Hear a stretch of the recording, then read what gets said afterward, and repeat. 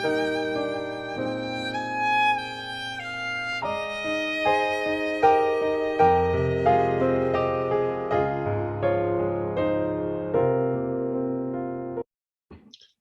day, one and all, and welcome to another study session. And we will just read a verse of scripture. And actually, it's two verses from the book of Daniel, chapter 7, after which we will say a word of prayer and we will commence with our study. And as we said, our reading is taken from Daniel chapter 7, and we will be reading verse 2 over to verse 3. And just to comment first, it says, to fully understand Revelation chapter 13, it is important to grasp Daniel 7. So to fully understand Revelation chapter 13, it is important to grasp or get a good grasp of Daniel chapter 7. So at this time, I'm just asking you to let us read along, and this will be our prayer thought, the book of Daniel, and we'll read a portion of Daniel chapter 7. And you can read the entire chapter of Daniel chapter 7 if you want on your own. In Daniel 7, 4 beasts came up out of the sea. That's where Daniel said he saw them come from. And it reads as follows. Daniel spake and said, I saw in my vision by night, and behold, the 4 winds of the heaven strove upon the great sea, and 4 great beasts came up from the sea, diverse one from another. So here Daniel described that he saw 4 beasts, and he told us where the beasts that he saw, these 4 of them, came from. He said they came from the sea.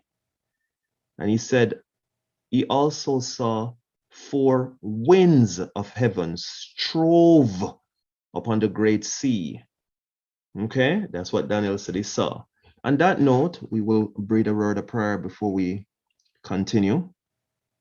Father in heaven, we want to thank you for life, for time and chance, and for the opportunity for us once again coming together to study a portion of your words. And we pray now that you will kindly bless us with your spirit. Heavenly Father, we need thee, and we cannot learn or grasp your words without your spirit. And so we pray that you'll bless us with your presence. Through Jesus Christ's name we pray. Amen.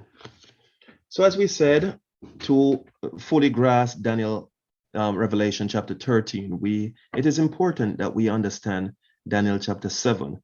And in continuing, it reads as follows. And this is the same book of Daniel we are in, having described that he saw 4 great beasts coming from the sea.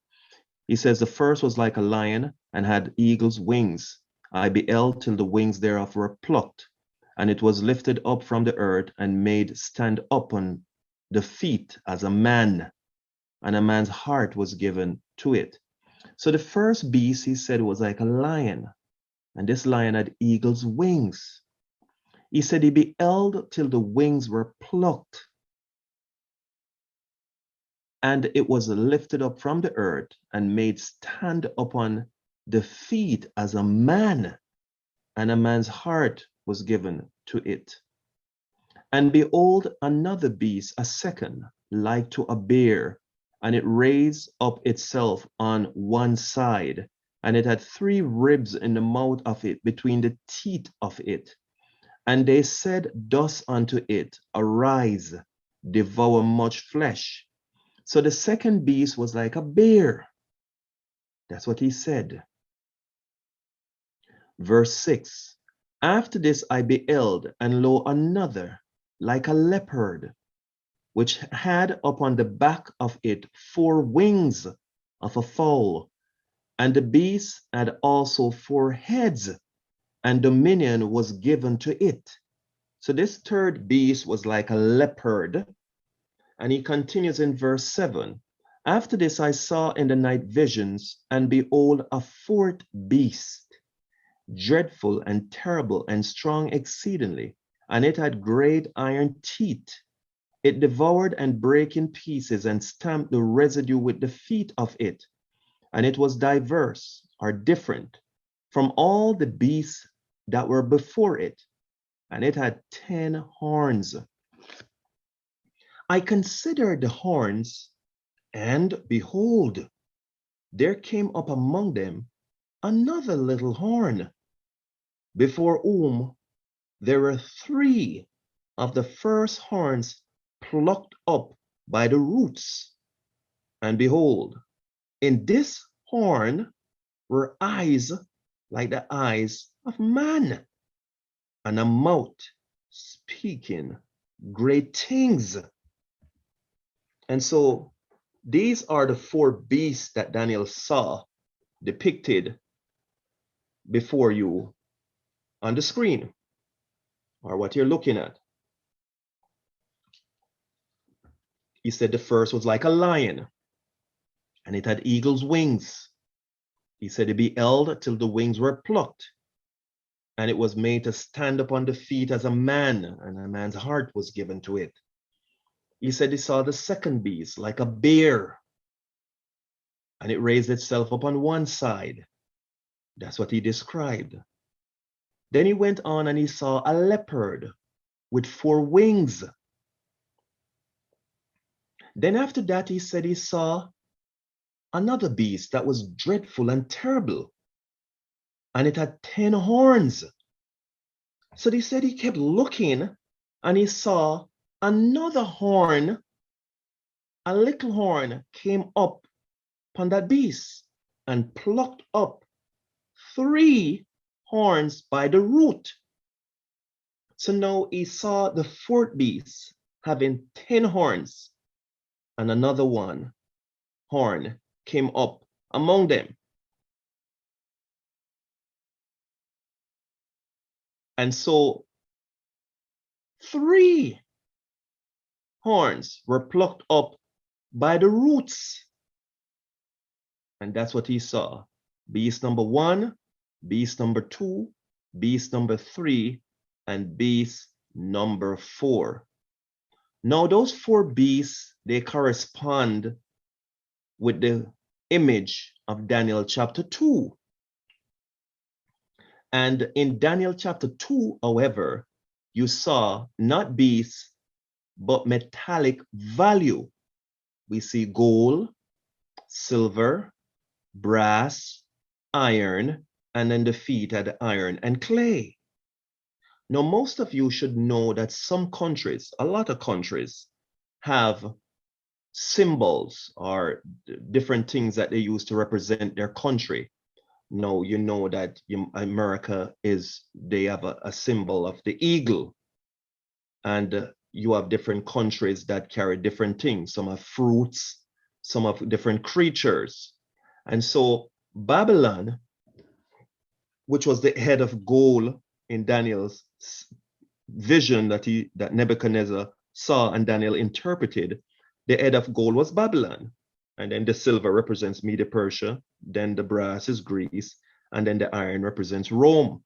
And so as far as the creatures are concerned, while gold is the superior metallic value on the image in Daniel chapter 2, so the lion is the king of the beasts.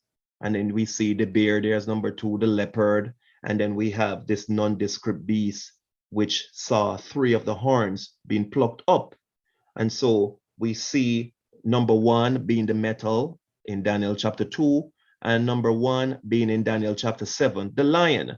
So Babylon is the lion, and Babylon is also represented as the gold in Daniel chapter 2. Medo-Persia in Daniel chapter 2 is represented by the silver, and Medo-Persia is depicted in Daniel chapter 7 by the bear. Greece is depicted by the brass in Daniel chapter 2, while in Daniel chapter 7, it's described or depicted as the leopard. And Rome is depicted as the 4th phase there, and you see Rome being brought out again in its 2 phases, pagan Rome and papal Rome, as the 4th section of the beast in Daniel 7. And then you see the iron, which you see over there, is symbolical of Rome. And so we go, these great beasts, which are four kings which shall arise out of the earth. And that's Daniel chapter 7, verse 17. That's what we see. Daniel 7 and verse 17. Okay, there are four kings or kingdoms. Now, we see that the four beasts are symbolical of human beings. They're not literal beasts. Okay? And in the Bible, we're told this in Ecclesiastes chapter 3 and verse 18. That's Ecclesiastes chapter 3 and verse 18. And Solomon is writing, he said, I said in my heart concerning the estate of the sons of men, that God might manifest them, and that they might see that they themselves are beasts. And so, here Solomon is describing the condition of man. That man really is beast, mankind. Okay? And we might consider ourselves the superior of the beastly creatures. Okay? But here Solomon said we are just beasts too. And so we see from Daniel chapter 7, the lion, the bear, the leopard, and then the 10-horned beast with iron teeth. Out of the fourth beast, another little horn came up and took away 3 of the 10 horns that was there prior. So this little horn with mouth and eyes and speaking like a man, this horn came up and took away some of the horns that was there before. Okay, and as we can see, we have pagan Rome, and then we see this little horn head as papal Rome. So we have the pagan aspect and we have the papal aspect. Okay, and we're going to spend some time on looking at them as we read Daniel 7 verse 19 to 21. Then I would know the truth of the fourth beast, which was diverse or different from all the others, exceeding dreadful, whose teeth were of iron and his nails of brass, which devoured, break in pieces, and stamped the residue with his feet. And of the 10 horns that were in his head, and of the other which came up, and before whom 3 fell, even of that horn that had eyes and a mouth that spake very great things, whose look was more stout than his fellows. I beheld, and the same horn made war with the saints and prevailed against them. So this little horn, you see, came up and took control of the fourth beast. And this horn made war with the saints and prevailed against the saints. Okay? That little horn. No. The Bible continues. Thus he said, the fourth beast shall be the fourth kingdom upon earth, which shall be diverse from all kingdoms, and shall devour the whole earth, and shall tread it down and break it in pieces.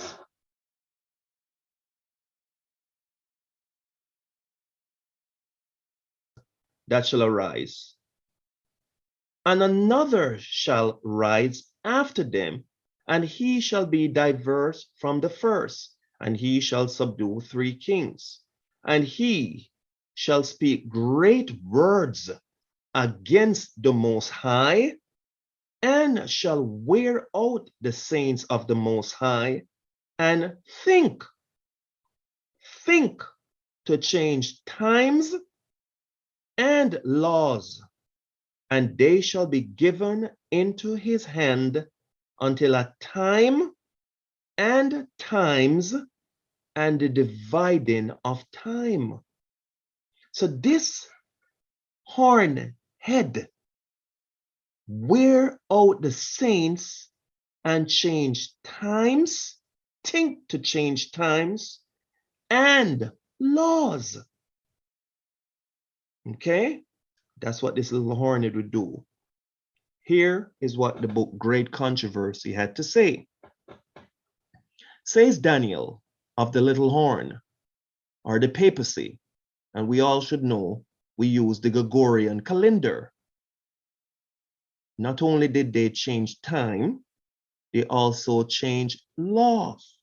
Now let me see what is it that inspiration has to say as we continue. Of the little horn, the papacy, he shall think to change times and the law. And so while the King James Version said change times and laws, the Revised Version said times and the law. Daniel 7:25, Revised Version. And Paul styled the same power the man of sin, who was to exalt himself above God. One prophecy is a complement of the other. Only by changing God's law could the papacy exalt itself above God. Whoever should understandingly keep the law as thus changed would be given supreme honor to that power by which the change was made. Such an act of obedience to papal laws would be a mark of allegiance to the Pope in place of God. In the place of God. So here we see that this little horn was responsible for not only with tampering with the 10 commandments, for changing the day of worship from Saturday or Sabbath to Sunday, and also to tamper with time, because we know the time that the Bible speaks of, biblical time, is a Hebrew calendar. But so what we see now is this power changing not only times to the Gregorian calendar, but also tampering with the 10 commandments. And by giving homage to the papacy, people follow papal laws and not the law of God. Inspiration. For Spirit of Prophecy, page 279, paragraph 1. The prophet Daniel declared that the Roman church, symbolized by the little horn, was the thing to change times and laws, Daniel 7:25, and that's the King James Version. While Paul styled it the man of sin, 2 Thessalonians 2, verse 3 and verse 4, who was to exalt himself above God. And you know, Paul goes on to say, showing himself of God as God, sitteth in the temple of God. And so here inspiration is bringing out the fact that this little horn represents the papacy. And so this little horn came up and took over from pagan robe. And so the beast emerged into papal Rome phase. Okay? And we should be clear.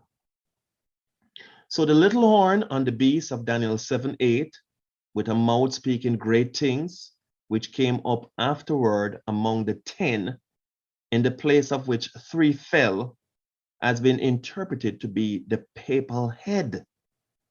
From 538 AD, they reigned for, to 1798, or 1,260 years of reign, which head was eventually wounded. And so the papacy reigned for times, and dividing of time. And so notice that the horns had no crowns on them. We should take note of that too. Those horns has no crowns on them. Okay? So we had 10 first, 3 were plucked up by the one horn head that came up, this little horn, who spake great words against the Most High, and wore out the saints of the Most High. No crown is on the horns' heads. And it says, and the 10 horns out of this kingdom are 10 kings which shall arise, and another shall arise after them, and he shall be diverse from the first, and shall subdue 3 kings. So notice, they are kings without crowns. So they rule on behalf of someone. And when they rule on behalf of whoever, they cannot exalt themselves by being independent crown kings from their overlord. It's just like when the Jews said, we have no king but Caesar. So while you had Jewish leaders, they reigned under Caesar. And so from the above statement, we see that the horns are kings. But these kings or horns has no crowns on them. So wherever you had leaders in the world that existed under pagan Rome, they had to come under Caesar or whoever was the ruler of Rome, imperial Rome. And likewise, when the papacy reigned, kings were subjected to the papacy. The papacy called the shots. Okay?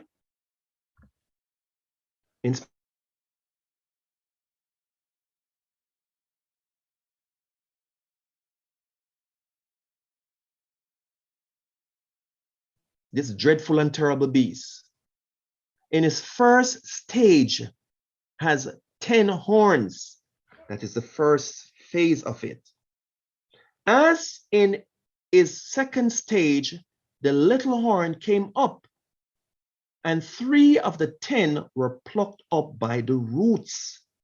It denotes that they can never be reinstated as kings. So whatever those 3 represented, the little horn, whatever problem it had with the 3, it removed them totally. The reading continues. The horns being reduced to the biblical number 7. So 10 was there, 3 was removed, leaving 7. Signified that the papacy was to have complete sway over the entire world as far as the Christian church is concerned. So no, the 10 horns that was there, the papacy removed 3 that they had problems with. The 7 that was left, they could not lift their head nor challenge the papacy. And so the papacy reigned supreme, especially in the then known Christian world, which was the dominant place in the world. And so the papacy reigned supreme. And as such, while in the days of pagan Rome, no ruler anywhere could challenge a Caesar or the imperial majesty of Rome. So when the papacy reigned, the Pope reigned supreme, and no ruler could dare challenge the Pope. And so no crowns are depicted on those horns. Rightly so. Inspiration. The little horn having the eyes of a man and a mouth speaking great things. And this is telling us a combination of horn, head, union of church and state, the papacy, as an animal uses its horn to fight to defend itself. So you have the church having mouth to preach and horn to inflict pain. Both church and state power this horn had. The only horn that had a mouth and eyes on it, on the horn. Being supreme, the horns could have no crowns, showing the papacy was to rule over kings. And that's clear. And so the power that pagan imperial Rome exercised, papal Catholicism exercised that same power to rule supreme. And so we see that pagan Rome came off the scene and papal Rome emerged to take over, having church and state power. And so Rome, however, in its papal phase, the Lord would have to intervene because the Lord said they were going to reign 1,260 years. Okay, we're going to continue. Now, having looked at Daniel chapter 7, we are going to move on to Revelation chapter 13. Okay, now, if you take a look at this beast, you will see these horns as crowns. The word blasphemy is over the heads. And one of the head is wounded. You see the middle one there. It is wounded. And this beast has 10 horns. That's what we see. Revelation chapter 13. And I stood upon the sand of the sea and saw a beast rise up out of the sea, having 7 heads and 10 horns. And upon his horns 10 crowns. And upon his heads the name of blasphemy. So what we see now, all the horns have crowns, and none of the horns have a eyes or a mouth. The only part you see the heads, these 7 heads are separate from the horns, and one of the 7 heads is wounded. The reading continues. And the beast which I saw was like unto a leopard, and his feet were as the feet of a bear, and his mouth as the mouth of a lion. And the dragon gave him his power and his seat and great authority. So the composite makeup of this beast, there's 4 components to this beast. In Revelation 13 and verse 2, we're told the beast was like a leopard. That's its skin, what it looks like. And remember, the leopard-like beast in Daniel chapter 7 was Media Persia. Sorry, you have the lion, you have the bear, and then you had the leopard. Sorry, the leopard was Greece. So the leopard, just for clarity, was the 3rd beast in Daniel chapter 7. The leopard was the 3rd beast. But this particular beast in Revelation 13, the beast was like unto a leopard, and his feet were as the feet of a bear, and his mouth as the mouth of a lion. So here we see this beast is made up of different components of the various beasts described in Daniel chapter 7. Okay, this one beast. So we see leopard skin, lion mouth, bear feet, and 10 horns. Or horns, just like was on the beast in Daniel 7. So this beast, its composite makeup, it takes things from the various beasts that you see that are found in Daniel chapter 7. So what we see, lion mouth, bear feet, leopard skin, 10 horn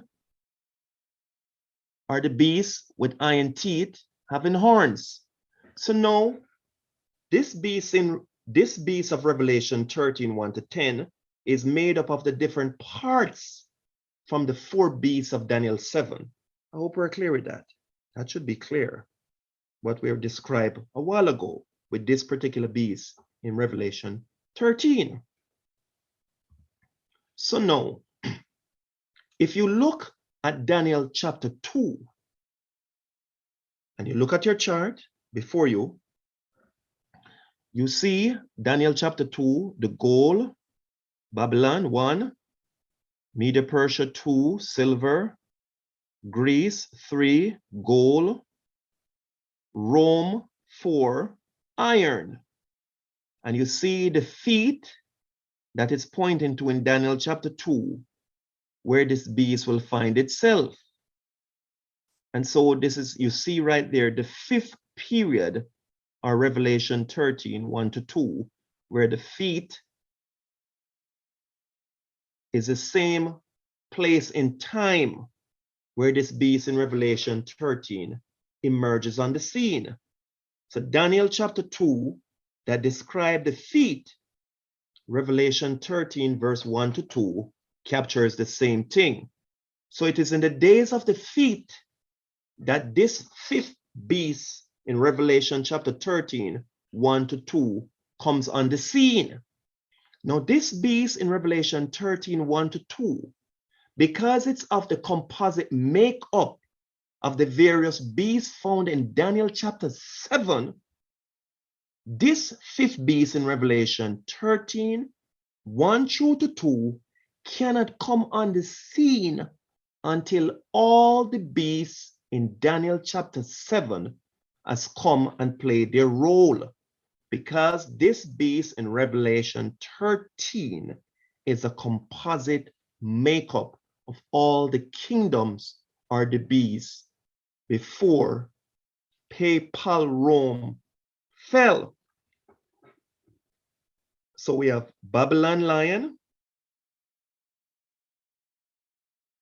Media Persia bear, Greece leopard, pagan and papal Rome as Rome, and in the 5th period, the period of the feet of Daniel chapter 2, where iron and clay mix together, you see a mixing of humanity described in the beast of Revelation 13.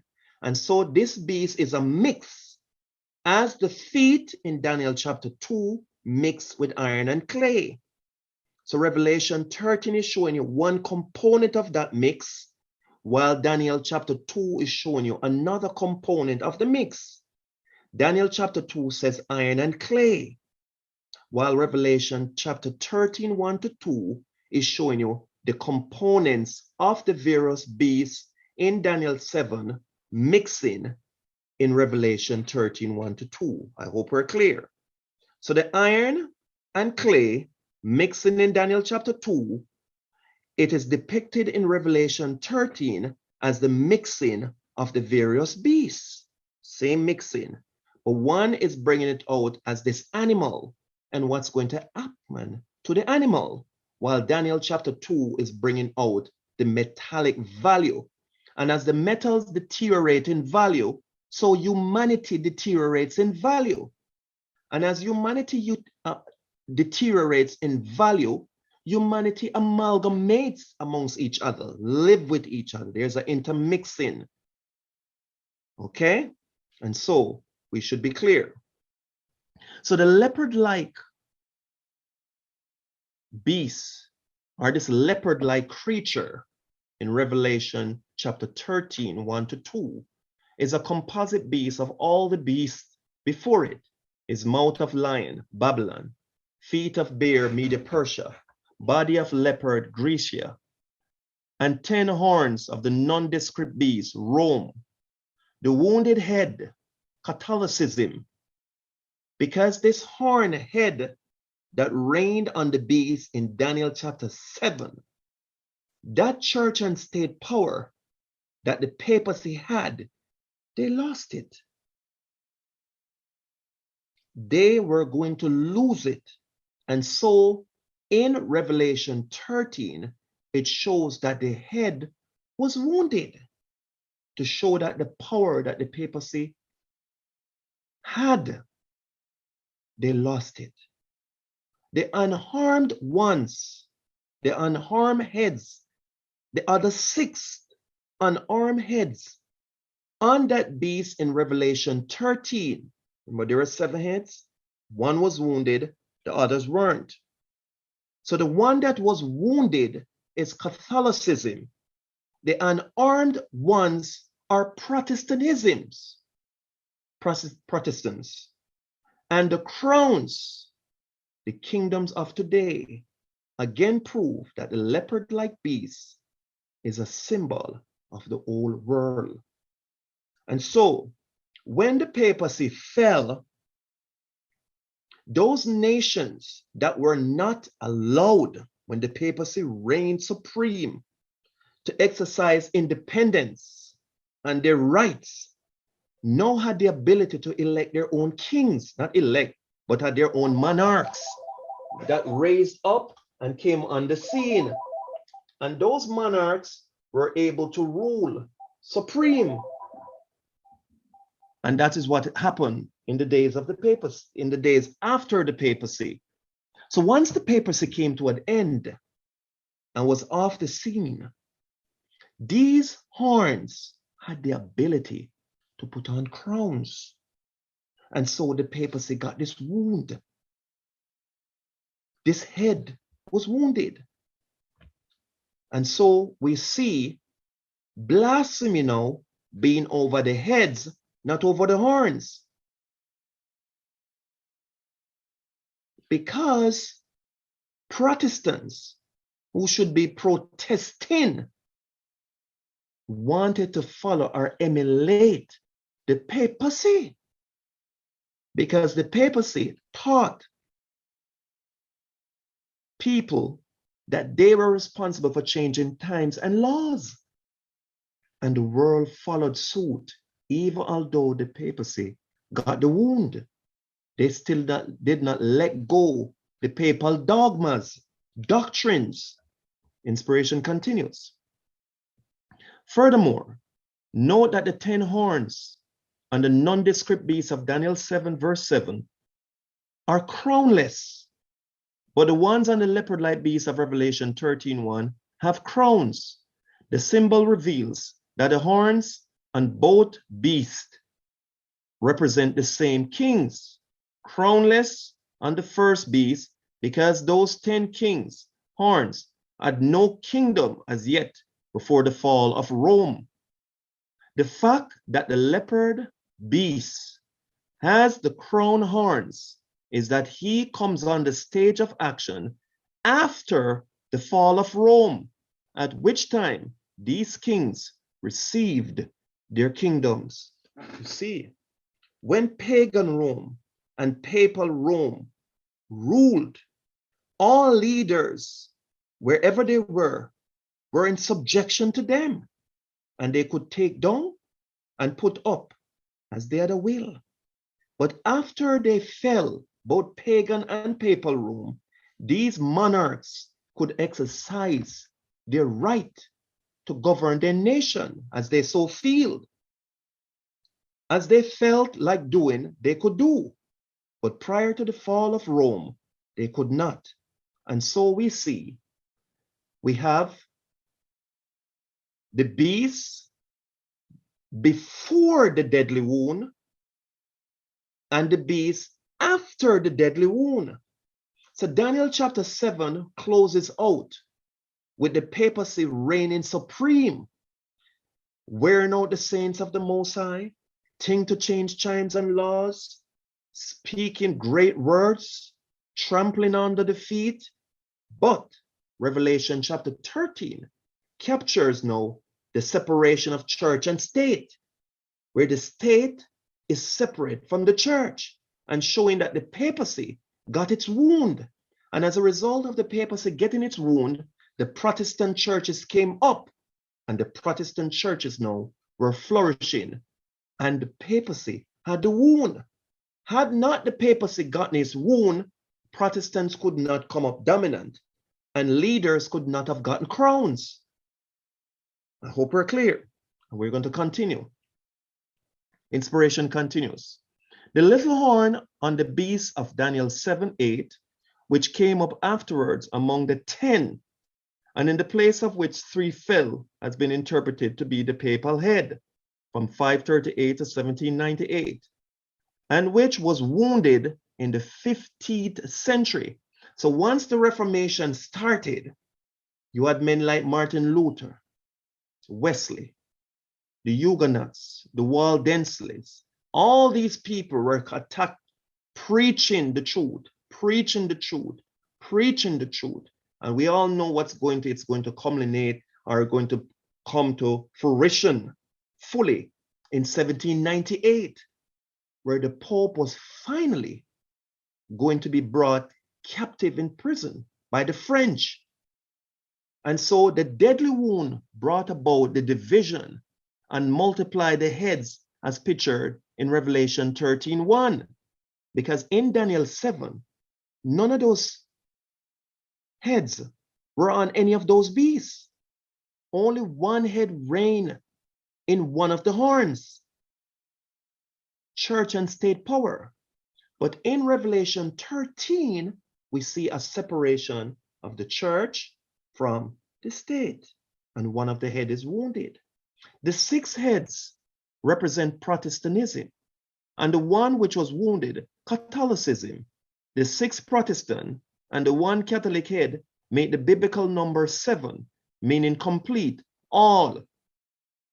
The 10 horns represent this present civilization under civil power. The heads are symbols of all Christendom. So we have church and state separated on this beast. Okay? Consequently, the leopard-like beast of Revelation 13:1-9 must follow the nondescript beast or robe from Daniel chapter 7. We see the transition, and I hope we're clear. So you see the seamless transition, and what you see now, this wounded head or this beast in Revelation 13, as we said before, is similar to what's going on in Daniel chapter 2, the feet. Okay? And we continue. And you can see, if you spend some time, you will look at the chart before you and you will see what's going on.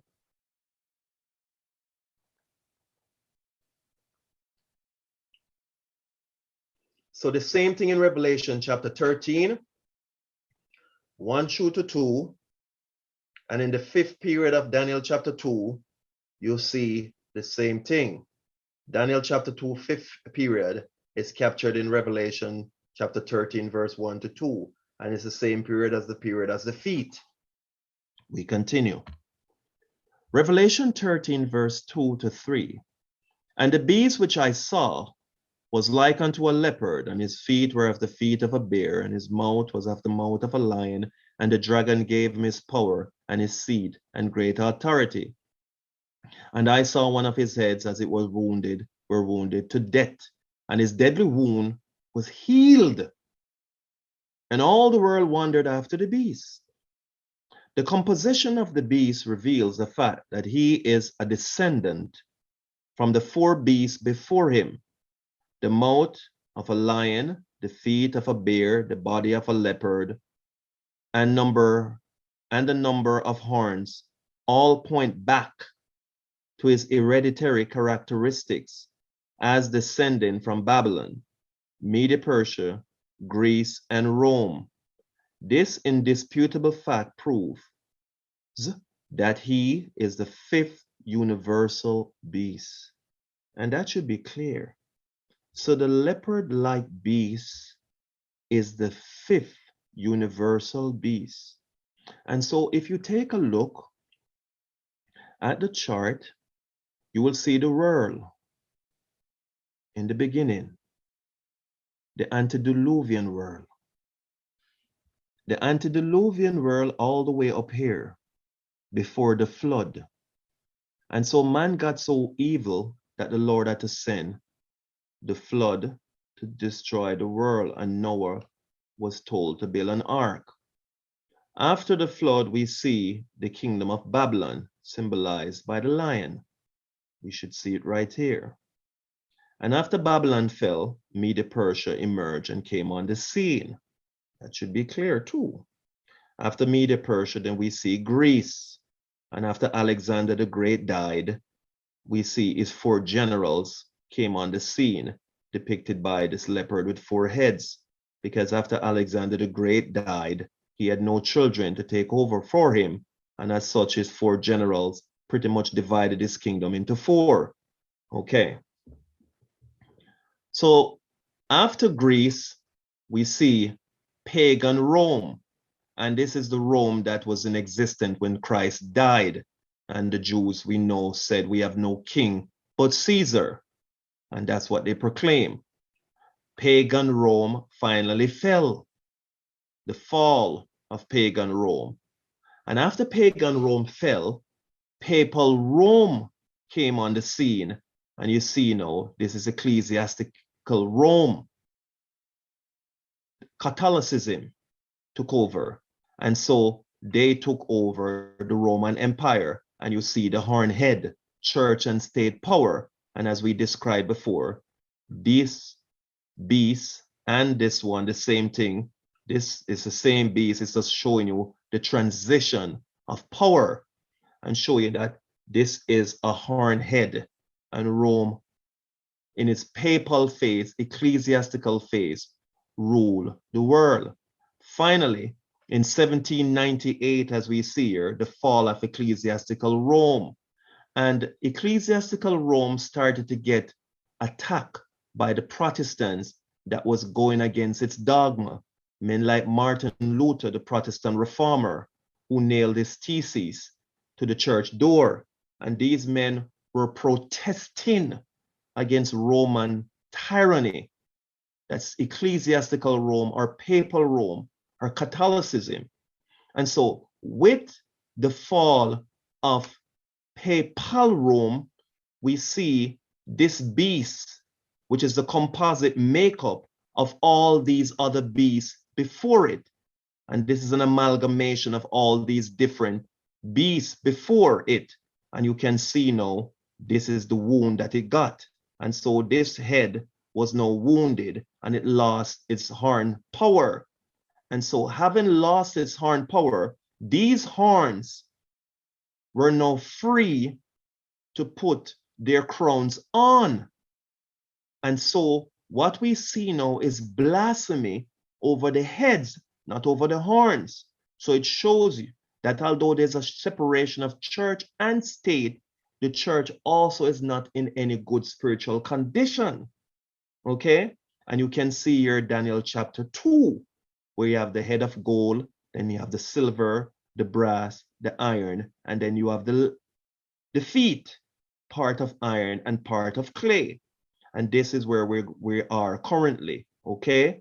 And so we see this little beast coming up on the scene after, and we're going to go into all of it. We're going to discuss everything going forward pretty much as time will allow us to discuss. But I'm hoping that we're clear so far, and we're going to look at a lot of things as we move forward. Now, in continuing with our study, and we are going to, as we said, try to cover as much as possible from this chart so it will be clear to us. But I hope what we have looked at and discussed so far is very clear to us as we go forward. Now, inspiration continues. The leopard-like beast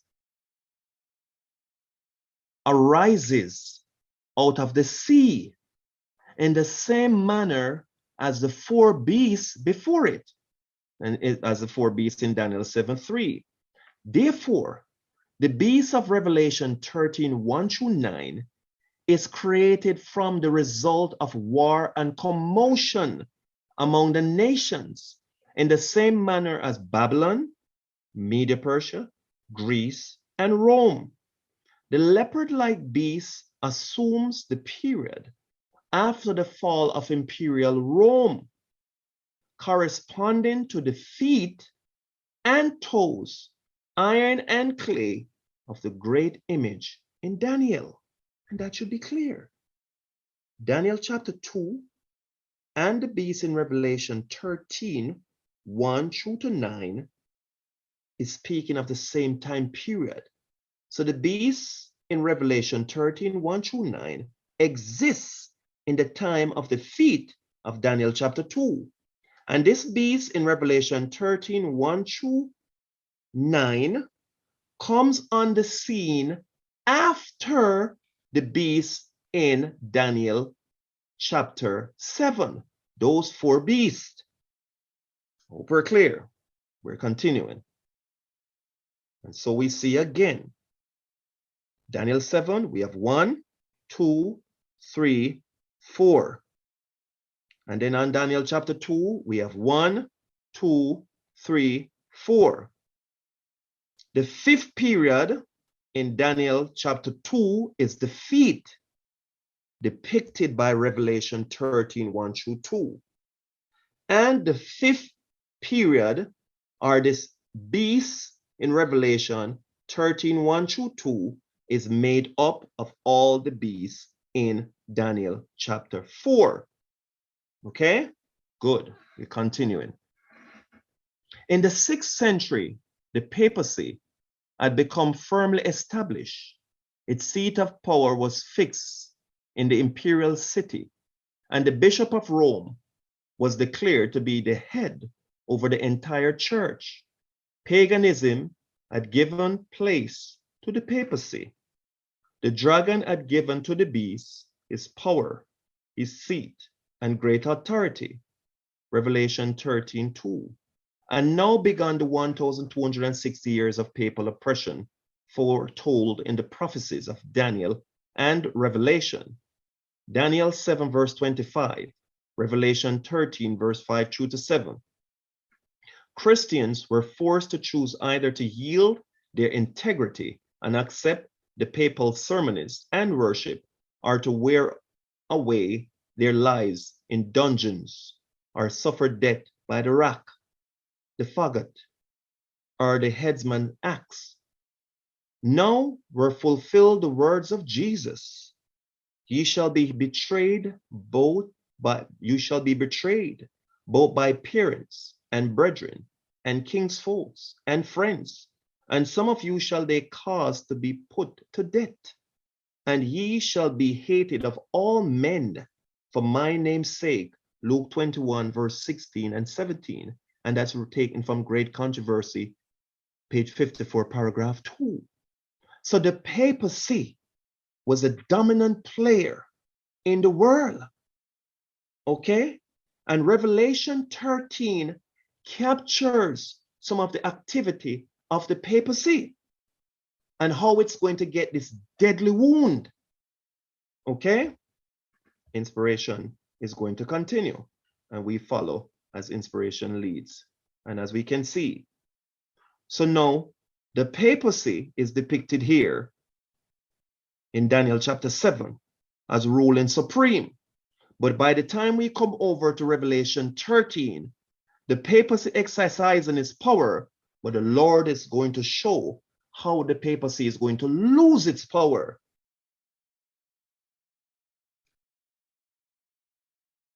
The ascension of the Roman Church to power marked the beginning of the Dark Ages. As her power increased, the darkness deepened. Faith was transferred from Christ, the true foundation, to the Pope of Rome. Instead of trusting in the Son of God for forgiveness of sins and for eternal salvation, the people looked to the Pope and to the priests and prelates to whom he delegated authority. They were taught that the Pope was their eternal mediator, their earthly mediator, and that none could approach God except through him. And further, that he stood in the place of God to them and was therefore to be implicitly obeyed. A deviation from his requirements was sufficient cause for the severest punishment to be visited upon the bodies and souls of the offenders. And so no one dared go against the Pope or the papacy, but at the expense of their life and the life of their family and the life of their friends. And so punishment was death. And the papacy replaced God, so that the Pope, sitting in the temple of God, showing himself that he is God. And all who disobeyed, they burnt, they tortured, they destroyed. And they taught people to fear them and told the people to look to them and not to Christ, the Lamb of God. Persecution opened upon the faithful with greater fury than ever before, and the world became a vast battlefield. For hundreds of years, the Church of Christ found refuge in seclusion and obscurity. This is the faithful saints, you know. Thus says the prophet, the woman fled into the wilderness, where she at a place prepared of God, that they should feed her there 1,260 days, or 1,260 years, a day for a year.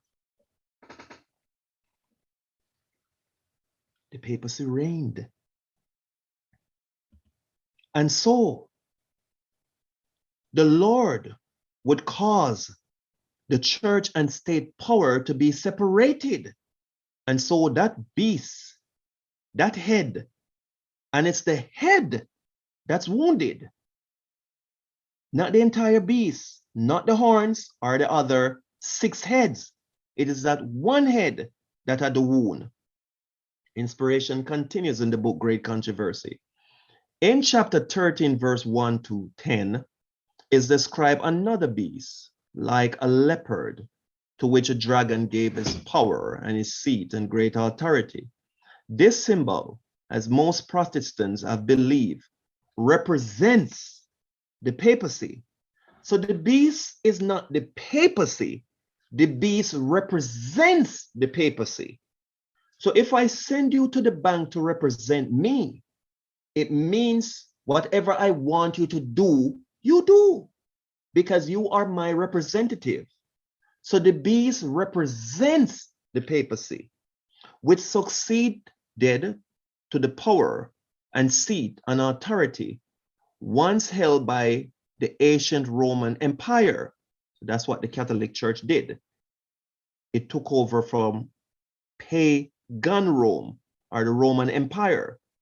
Of the leopard-like beast it is declared, there was given unto him a mouth speaking great things and blasphemies, and he opened his mouth in blasphemy against God, to blaspheme his name and his tabernacle and them that dwell in heaven. And it was given unto him to make war with the saints and to overcome them, and power was given him over all kindreds and tongues and nations. This prophecy, which is nearly identical with the description of the little horn of Daniel 7, unquestionably points to the papacy. And that's Great Controversy, page 439, paragraph 1. Now, what does it mean that the beast represents the papacy? And Inspiration used the word, this symbol, as most Protestants have believed, represents the papacy. And the word represents is in red. So what does it mean that the beast represents the papacy? Some say the beast is the papacy, but inspiration said the beast represents the papacy. Inspiration didn't say the beast is the papacy. It says the beast represents the papacy. Represent means to be entitled or appointed to act or speak for someone, especially in an official capacity. And this is what let me give you an example of someone representing.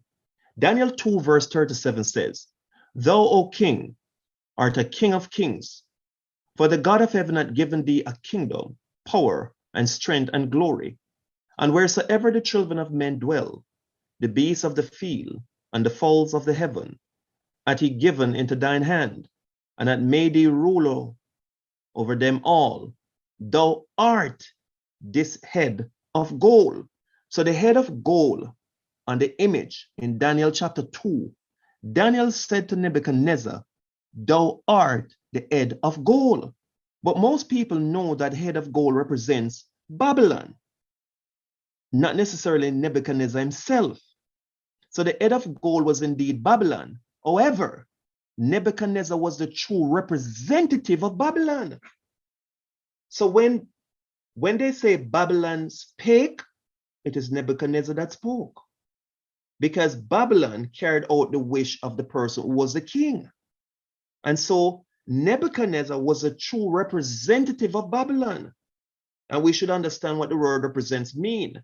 So what does the word represents mean? We just gave an example. And when it says the beast represents the papacy in the great controversy, we want to make it clear what the word represents mean.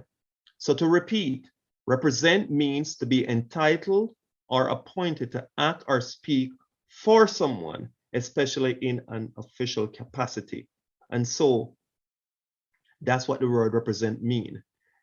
This beast in Revelation 13, 1 through 10 is made up of different parts of the four beasts from Daniel 7 and is a true symbol of the condition of the world as depicted.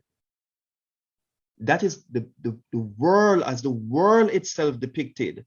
So the entire beast of Revelation 13, 1 through to 10 represents at the time the ideology of the papacy.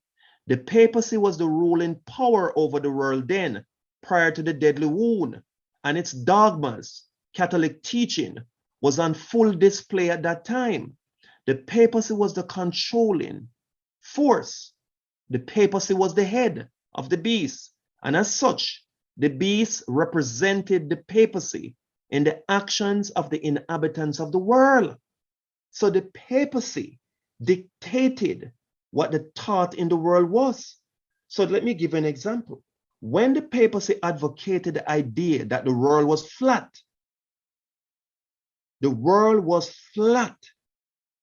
that was a papal dogma. And so men quaked to challenge that. So when you see at that time the ideas of the world, you're looking at the ideas of the papacy. So what the world scientists at the time put out was what the papacy wanted to be put out. Whatever religious dogma that was being taught in the world is what the papacy wanted the world to teach, or the people of the world. So the world represented the papacy, the people. I hope we're clear. So before the deadly wound was received, the world carried out the dictates of the papacy. So much so, inspiration says the beast represents the papacy. So the beast, the world, could go out and represent the papacy. So if you had a conference, let me give an example. Let's say you had a meeting and all the different worlds in the planets, the various planets out there, let's say they had represented, all these planets were represented at a big conference, and our world showed up. representative from our world and they were speaking, they could only speak what the papacy wanted them to say.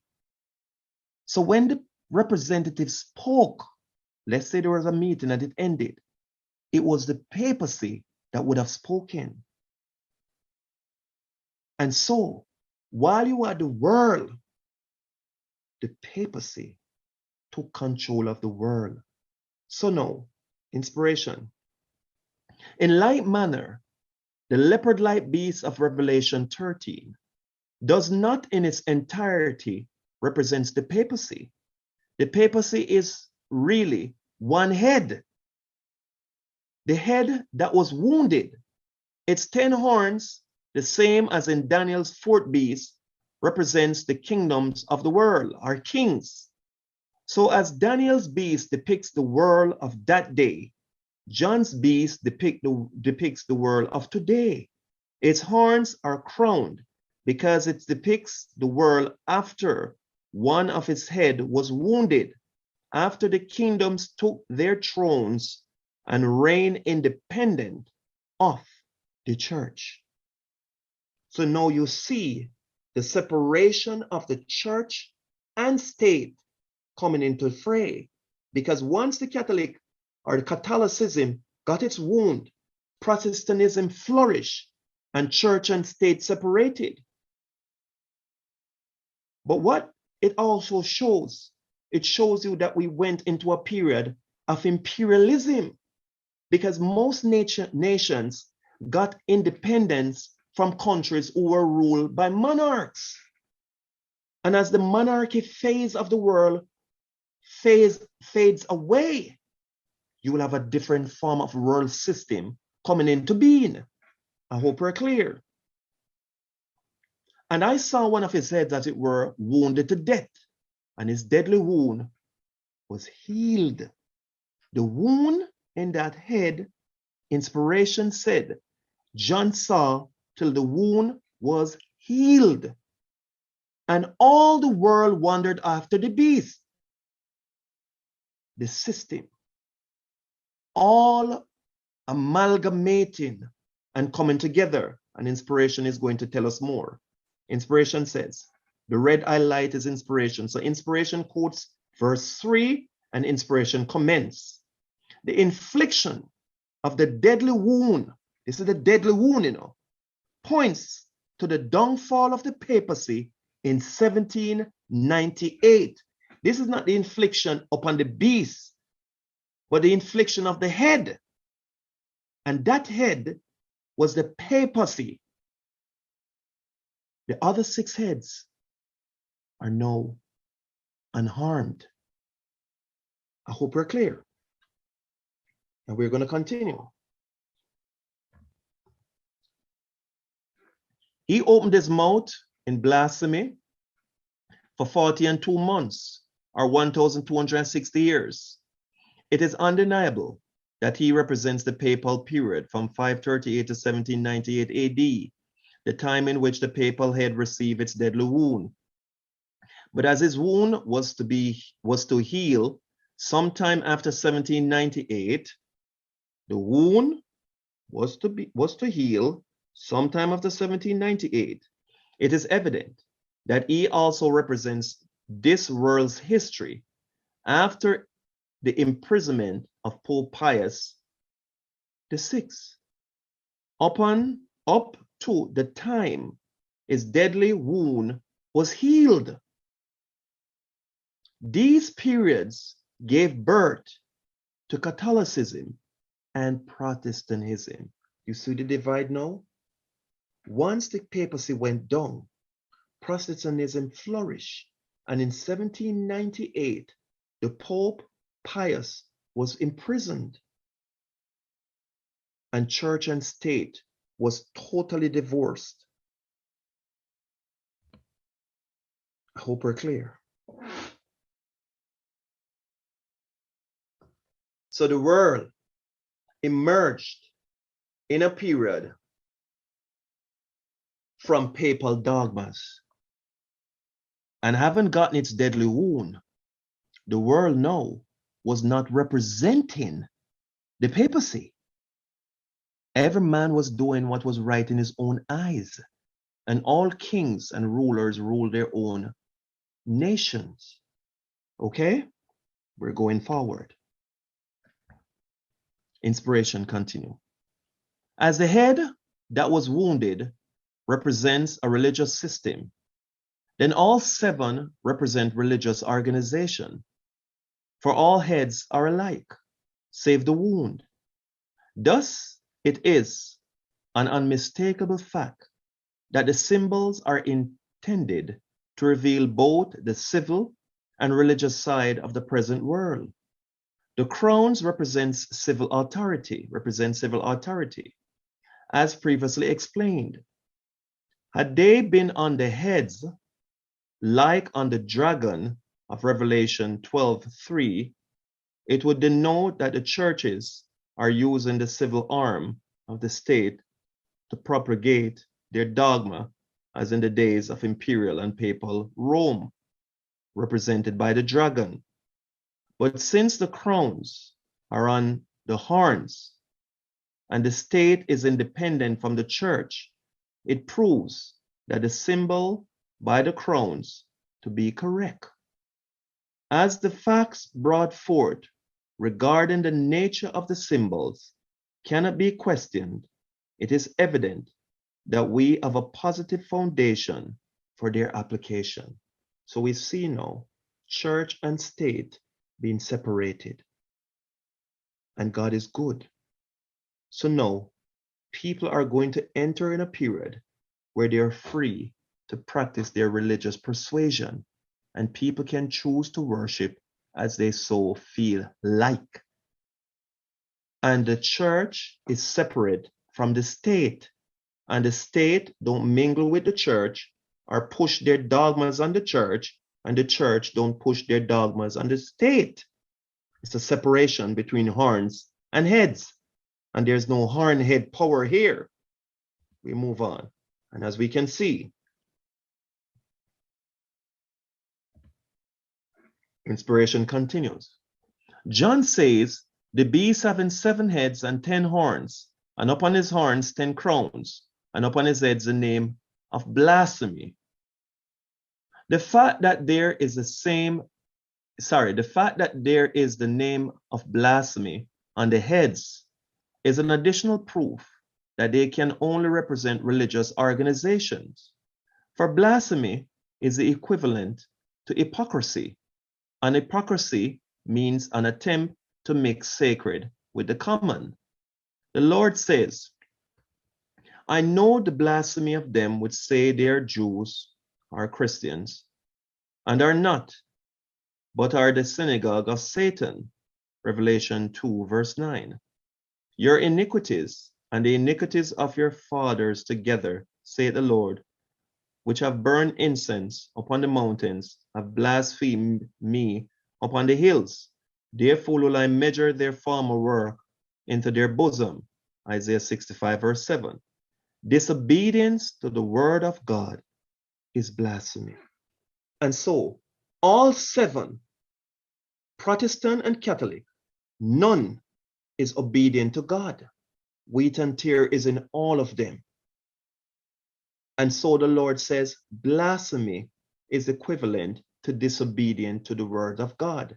And they're over the heads, not over the horns, because it's the church that knows better and should be doing better, but are not. We continue. So here we see this is where we are. Okay? No. Inspiration continues. Great controversy. Power was given unto him to continue 40 and 2 months, and says the prophets, I saw one of his head as it were wounded to death. And again, he that leadeth into captivity shall go into captivity.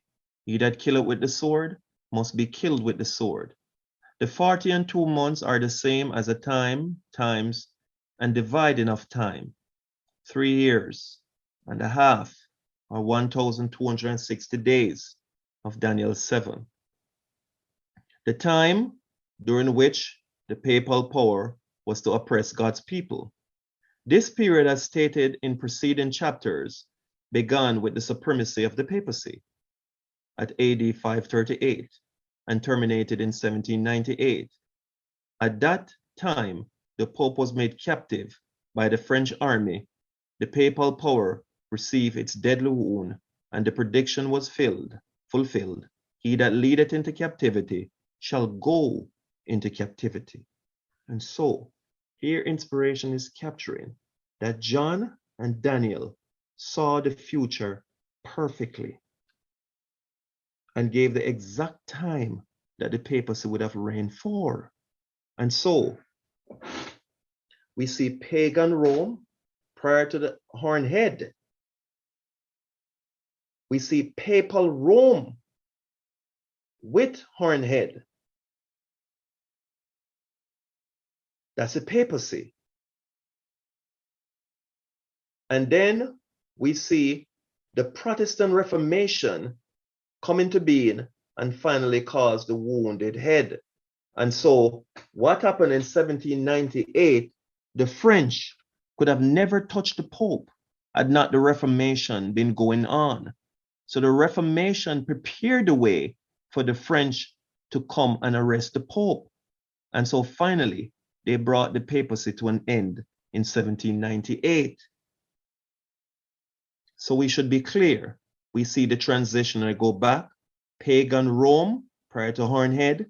Papal Rome with little horn head. And we see the Protestant Reformation that the Lord used the other Protestant reformers, Luther, the Huguenots, and all these people to preach the truth, a lot of them at the expense of their life. And so their blood was a seed that watered the truth, and others came on the scene boldly in defense of the truth. And finally, the Lord brought the papacy down. Now, we're moving forward. Revelation 13, and we go to verse 11. And I beheld another beast coming up out of the earth. This beast doesn't come out of the sea, you know. And so even if you read Revelation 17 and verse 15, it will tell you there what water represents. Peoples and multitudes and nations and tongues. And so the beast in Revelation 13 came up out of the sea or water. It emerged out of the place where the population was aplenty. And this is why the beasts in Daniel chapter 7, they emerged from out of the sea. 4 winds strove upon the great sea, and 4 beasts came up out of the sea, showing it was those kingdoms emerged on the scene as a result of conquest and fighting their way through a sea of people, because that's what Revelation describes the water being. But this beast in Revelation 13 and verse 11 came up out of the earth. And he had 2 horns like a lamb, and he spake as a dragon. This beast has only 2 horns now, no crowns, showing you as we go further and further in the future, people are not going to have imperial forms of government. No, people elect their government for the most part. And we rarely have any monarchical governments on planet Earth anymore. This is a depiction of the beast that John described in Revelation 13, verse 11.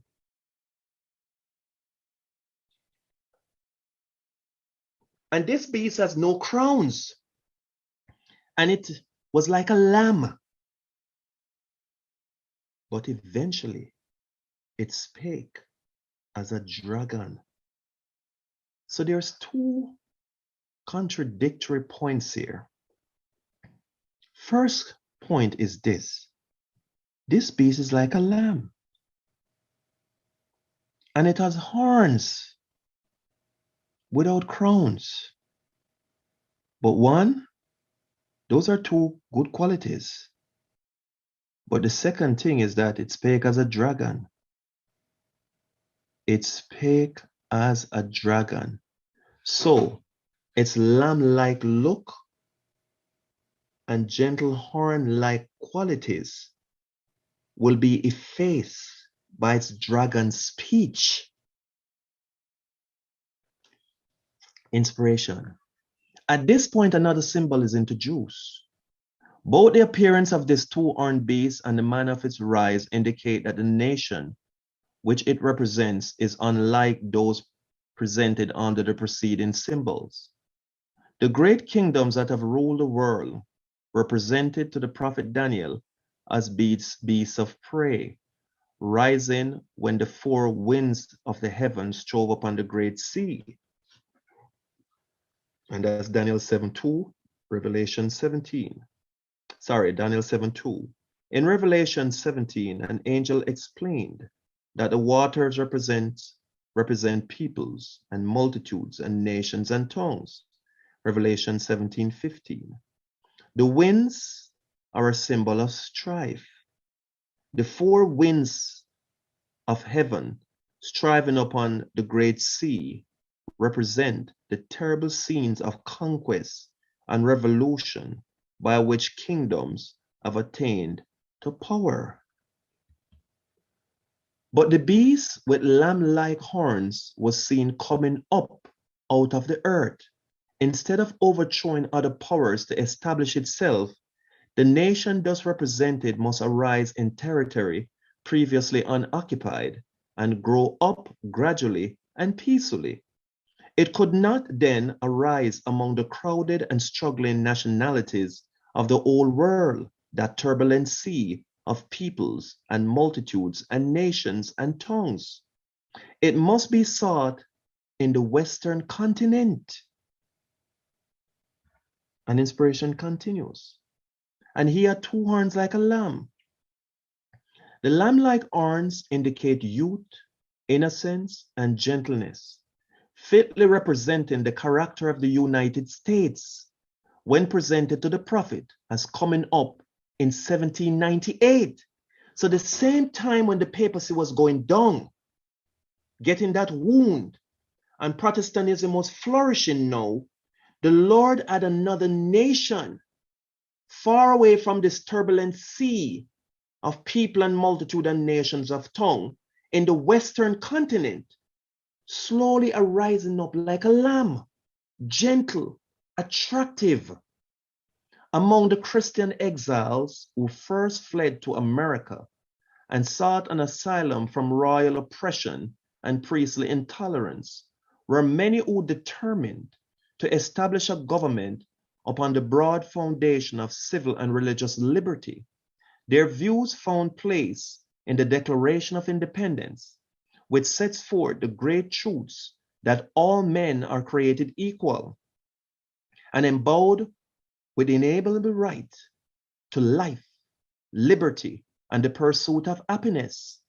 And the Constitution guarantees to the people the right of self-government, providing that representative elected by the popular vote shall enact and administer the laws. Freedom of religious faith was also granted, every man being permitted to worship God according to the dictates of his conscience. Republicanism and Protestantism became the fundamental principle of the nation. These principles are the secret of its power and prosperity. The oppressed and downtrodden throughout Christendom have turned to this land with interest and hope. Millions have sought its shores, and the United States has risen to a place among the most powerful nations of the earth. And so, this lamb-like beast with two horns does not want any monarchical government, no crowns. It does not want any horn head power. It wants separation of church and state. And it is gentle, inviting to the downtrodden and oppressed throughout Christendom.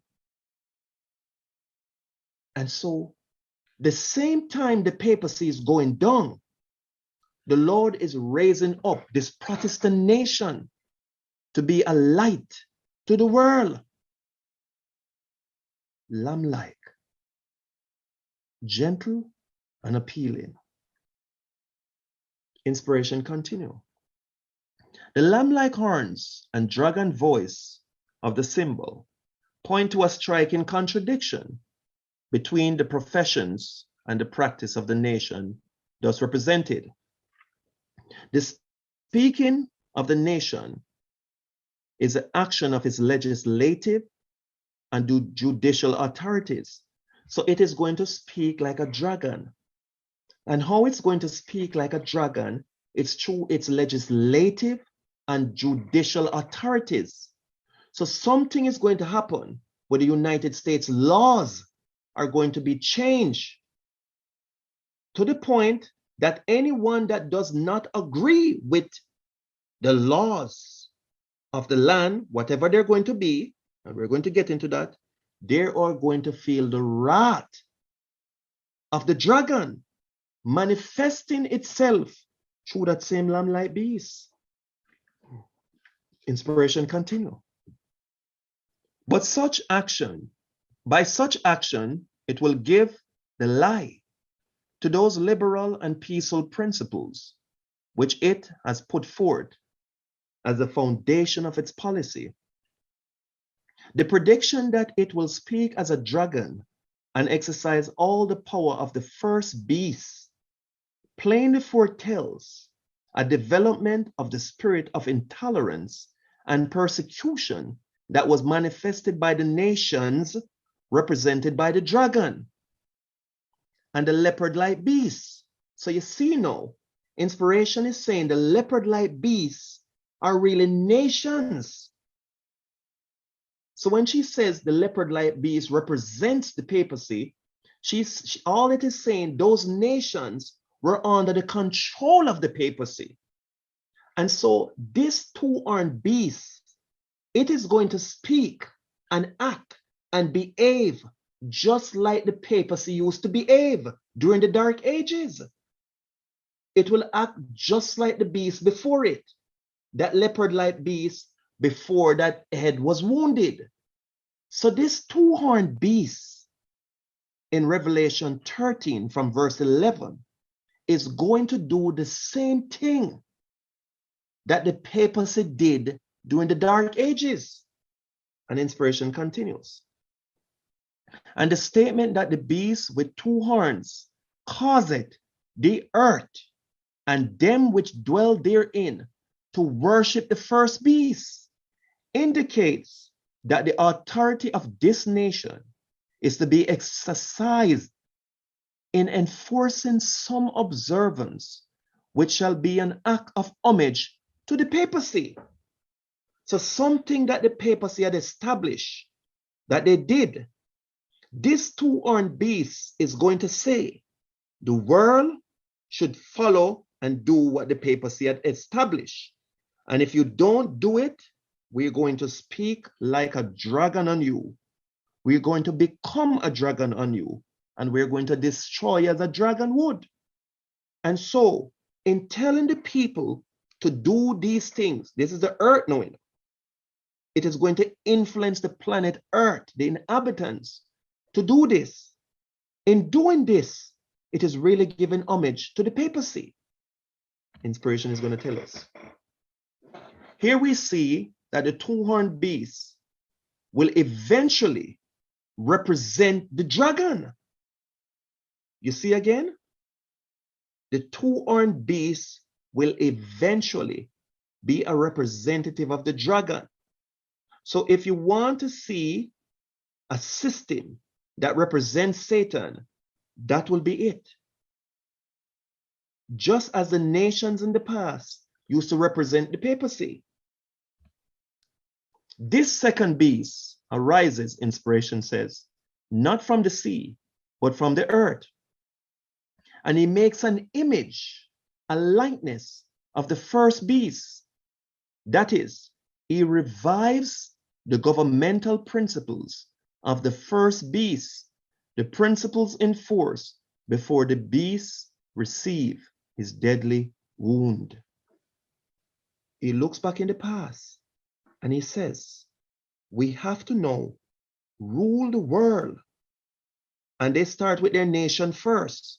We have to rule the people as they were ruled in the Dark Ages. That is what the world is going to. It continues. The second beast, the two-horned beast, arises not from the sea, but from the earth. And he will make an image or a likeness of the first beast.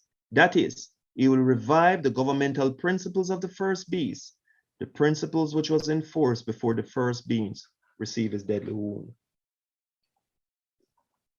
We should be clear. The two-horned beast is going to try all it can to influence the world to go back to what the world was like before the papacy got its wound. And though when the influence cannot work by sway, it comes in with a dragon mentality and attitude to say, obey or die. And so it is bringing back the world. That's what it's going to do before that horn, that head got wounded. That's what is going to happen. And it's the United States of America that will do it. And it is the only country on planet Earth that has the ability to influence the entire world. And someone is going to come in the United States, a leader that will be able to do this. Inspiration continues. And I beheld another beast coming up out of the earth, and he had two horns like a lamb, and he spake as a dragon. And he exercised all the power of the first beast before him. That's the beast from Revelation 13, verse 1 to verse 10. And he exercised all the power of the first beast before him, and caused the earth, and them that dwell therein, to worship the first beast, whose deadly wound was healed. Having two horns, inspiration continues. Having only two horns, Republican and Democrat, that's the two political parties. Not monarchical, no crowns on the horns, but those are the two parties, not 10. The beast therefore depicts a local, not a universal government. Nevertheless, he will influence all Christendom to make an image to the beast, which had a wound by the sword and did live. That is, he will engineer a worldwide governmental setup, re-enthroning the principles of the church and state rule of ecclesiastical Rome. You see that? He's going to say, when the church and the state was one, during the Dark Ages, the people were in subjection and they obeyed because the penalty was death. And so we have to bring back the world to that, to get the people back in subjection. And that is what the United States is going to do. And inspiration is showing us what the future holds. So we can see clearly what's coming. Now, inspiration says, and I beheld another beast coming up out of the earth, and he had two horns like a lamb, and he spake as a dragon. And he, this is the United States, exercised all the power of the first beast before him, and caused the earth and them that dwell therein to worship the first beast, whose deadly wound was healed. The United States will make the world just like it was under the rule of the papacy before it got the deadly wound. We should be clear with that. And we move on. So the papacy is described as the first beast because it is the first beast mentioned in Revelation 13. The beasts are the world controlled by the papacy. The papacy is also described as the beast with the wound, that wounded head. So the wounded head is on the first beast. from Revelation 13, verse 1 through to verse 10. So it's described as the beast with the wound, or it's described as the first beast, because it's the first beast that had the wounded head. It's the first beast from Revelation 13, verse 1 through to 10, that had the wound, and it's the first beast that had the head that eventually was healed. Okay. This was done for us to be able to identify when the Bible was talking about the papacy, to differentiate it from the United States, who is described as the image or copy. The image beast is the United States. So this image, two-horned beast, it is going to be a copy of what the papacy was like in the Dark Ages. And this is why it's described as the image beast. The United States will be an image of the first beast, or the world under the papacy. So if you want to see what the world is going to be like, go back and read what transpired during the Dark Ages. That is coming back. That is what his inspiration is telling us. So you have the image beast. It's like you're looking at somebody with a shadow. You see this, a big light shining on someone, and behind the person, you see the shadow on the wall. So now, when the light is shining on the first beast, the beast with the wound, and you look at the shadow behind it, this big shadow, you would see this image beast. The image of the papacy is the two-horned beast, and it's going to be worse than what the world was like under the papacy. Because he now speaks as a dragon, that's a two-horned beast, and represents the dragon, which is the devil. Continue. And he doth great wonders, so that he maketh fire come down from heaven on earth in the sight of men, and deceiveth them that dwell on the earth by means of those miracles, which he had power to do in the sight of the beast. So this he is working miracles in the sight of the beast. So that this he is working miracles in the sight of the beast, saying to them that dwell on the earth, that they should make an image to the beast, which had the wound by the sword and did live. So someone is working miracle, powerful miracles, telling the world that the world needs to have an image set up of the beast that got the wound. Who is working these miracles? So now, by powerful miracles, now remember, in the days of Elijah, the false prophets were praying for fire to come down, and they could not do it. They prayed and prayed and prayed, and they couldn't. But in Revelation 13, we see here that this he that works miracles do make fire come down. So what the prophets of Baal in the days of Elijah could not do, this prophet does it, and say to the planet Earth, they should make a system, an image of the beast that had the wound. And it's the United States that will carry this out. But this he that works the miracle, who is this he? Inspiration. The following verse discloses the fact that the old dragon shall exercise his power to deceive as many as possible, and he doeth great wonders, so that he maketh fire come down from heaven on earth in the sight of men, and deceiveth them that dwell on the earth by means of those miracles which he had power to do in the sight of the beast, saying to them that dwell on the earth, that they should make an image to the beast which had the wound by the sword, and did live. Revelation 13, verse 13 through 40. Thus, he is to exercise persecutive powers as well as the working of miracles. You see that? Not only persecution, but also miracle working power.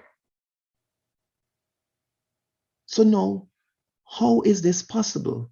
It says, he doeth great wonders wonders that people have never, ever seen, so that he maketh fire come down from heaven on earth in the sight of men. So now look at this. We have the two-horned beast and we have the false prophet. So here will be a religious leader that will come and join forces with the politicians, and they will say to the people of the world, let us set up a system like existed during the Dark Ages. But it is the United States that have the power to do this. So here you see a combination of church and state working to influence the world. And this is the United States of America that's doing this. And so the church is influencing the church people, and the state is influencing those who follow politics but are not into church. And when they combine, they are combining to influence the world. Inspiration continues. The beast, USA, spoken of here, is one with lamb-like horns, but someone else is introduced by the pronoun he, had power to do miracles in the sight of the beast, or the lamb-like beast. The following scripture will make clear who it is that performs the miracles. It reads as follows, and this is Revelation 19, verse 20. The beast was taken, and with him the false prophet that wrought miracles before him, before the two-horned beast, with which he deceived them that had received the mark of the beast, and them that worship his image. These both were cast alive into a lake of fire, burning with brimstone. So here we see that the church will have some false prophet standing by the side of the elected leaders. And this false prophet will work miracle to persuade the world that they should accept the mandate as come from the politicians. So you have church and state, and the United States is where this will be taking place in. And the object is to bring the world back to what it was like during the Dark Ages. And it is sustained by miracle and by persecution. Inspiration continue. The power that is represented by the two-horned beast will identify itself with the false prophet, for together they are cast alive into a lake of fire. Revelation 19:20. From this it is plain to see that the wonders which the beast does in the sight of men, and by which he deceives them that dwell on the earth, Revelation 13:13 and verse 14, are wrought by the false prophet, Revelation 19:20, in the sight of the beast, Revelation 13:14.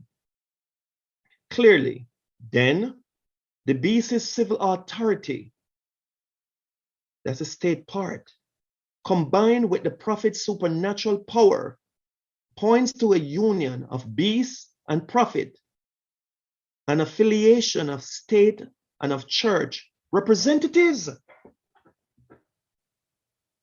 You see that? So there's going to be a consensus between the religious bodies in the United States and the political arm. And they are going to say, let us come together and unite to bring the world back to what it was like during the Dark Ages. And as these political representatives, feels that they're losing control of the masses, they are going to join forces with the churches to bring the people under subjection to them by pain of death. And so we see church and state, just like we had in the period where the horned head ruled. To reiterate, the lamb-like beast having only 2 horns, not 10. The beast there depicts a local, not a universal government. Nevertheless, he will influence all Christendom to make an image to the beast, which had wound by the sword and did live. That is, he will engineer a worldwide governmental setup, re-enthroning the principles of the church and state rule of ecclesiastical Rome. And being the restorer of these principles, he, along with the false prophet, will become the world's chief dictator and shape not only the political and the religious policies of governments, but also the world's commerce. That's the United States of America. The country which is the greatest country on planet Earth will influence all other countries to accept this one world order, the new world order.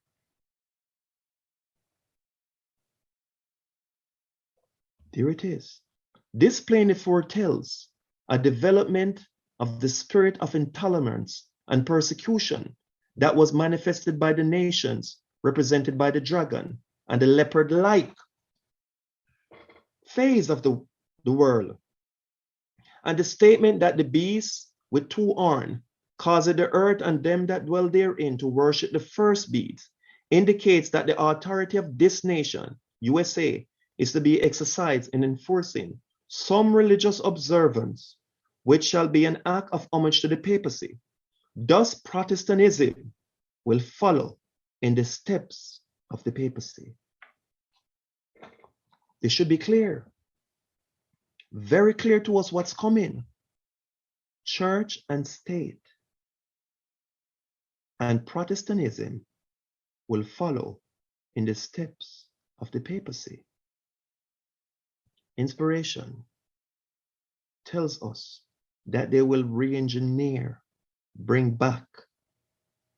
And so, having only 2 horns, not 10, the beast therefore depicts a local, not a universal government.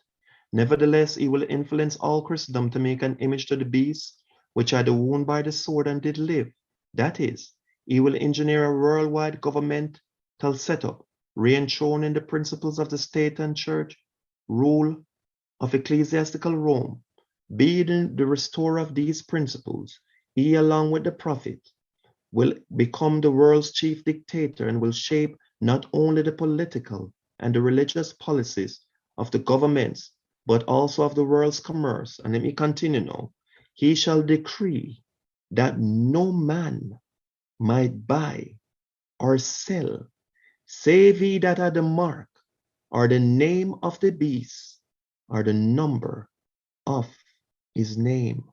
666. The United States of America will say that no man can buy or sell or trade unless he bows to the system. And the world is going to follow. And he had power to give life unto the image. This is the image, you know. The first beast was what the world was like. The United States is the image. So the United States will be an image of what the world was like during the Dark Ages. That the image of the beast should both speak and cause that as many as would not worship. This will have something to do with worship. The image of the beast should be killed. The same things that existed in the Dark Ages will come back, and it is the image beast, the two-horned beast, that will enforce this. Inspiration, the faith I live by, Sister White says, the image to the beast represents, and we have represents again, that form of apostate Protestantism. This is Protestants, which will be developed when the Protestant churches shall seek the aid of the civil power for the enforcement of their dogmas. This is not Catholics, This is Protestants. Protestants go to the politicians and say, what the Catholics did during the Dark Ages, we like it. Bring the world back to that. Enforce it.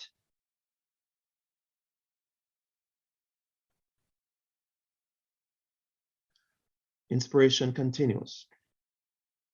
The beast with two horns is also to say to them that dwell on the earth that they should make an image to the beast.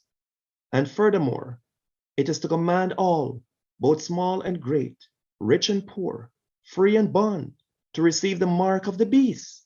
Revelation 13, verse 11 through 16. It has been shown that the United States is the power represented by the beast with lamb-like horns, and that this prophecy will be fulfilled.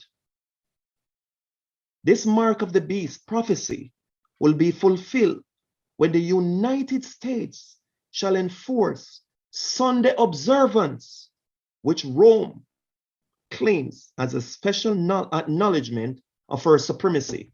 So the United States will say, listen, the religious men will say, no shop, store, or anything is to be open on Sunday. The same thing that the papacy enforced during the Dark Ages, worship, Protestants are going to say, they too are enforcing worship, and they're going to enforce civil penalty on anyone that disagrees with them. And they're going to say to the politicians, change the laws, the Constitution, to reflect what we want the United States to look like. And they will enforce the mark of the beast. And as such, they will be an image to what the world was like during the Dark Ages. They'll be an image of the first beast before that beast got its deadly wound. So the image beast is the United States, who will sometime in the near future be an exact image of the evils that existed during the Dark Ages of the papacy.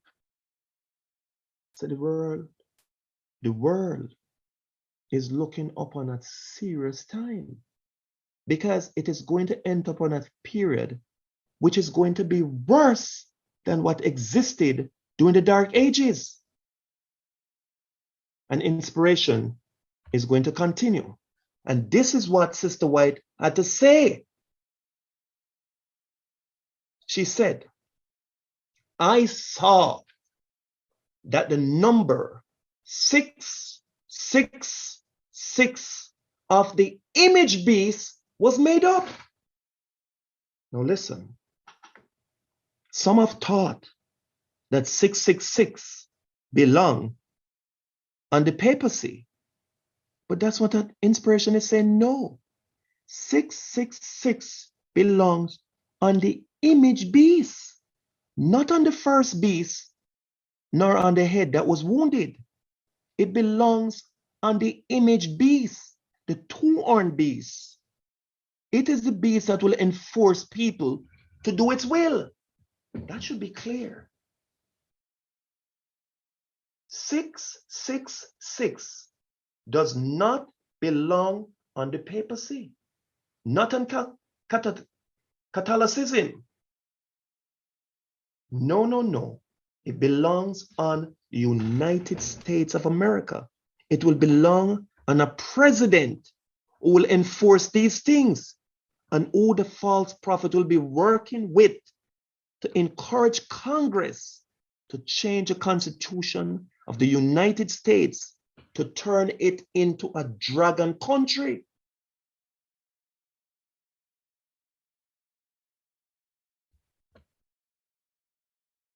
This beast represents a man, or it's a man that stands at the head of the beast, who stands at the head of a nation, and whose influence goes far and wide amongst the kings of the earth.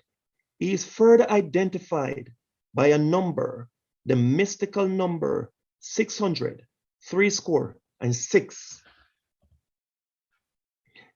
Inspiration puts the number on the two-horned beast, and there we must leave it. When the number is finally made up, the servants of God will be able to convince all the wise, just as to just whom the beast symbolizes. Yet notwithstanding God's warning against giving allegiance to the beast, the world fails to give heed. The result, that even after his number is made up, he calls it all, both small and great, rich and poor, free and bond, to receive a mark in their right hand or in their foreheads. You accept it intellectually, or you have to work to survive. But the system will say, bow or die.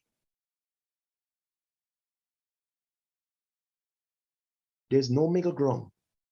It's either you worship the dragon or you worship God. And if you decide to worship God, the penalty or the threat will be death. But if you worship the dragon, you will die.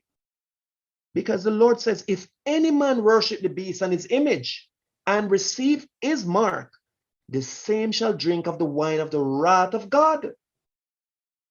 So both the dragon is threatening and the Lord is letting it know clearly what is going to happen.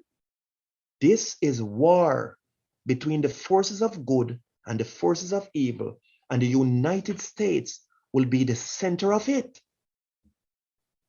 And any country you go to, it will spread right across the world.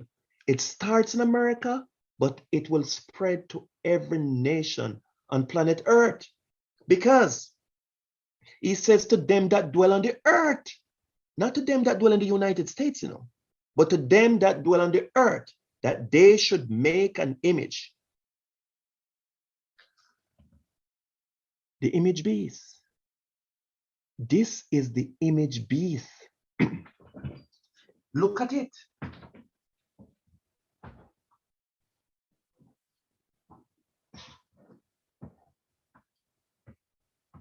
That is the United States of America.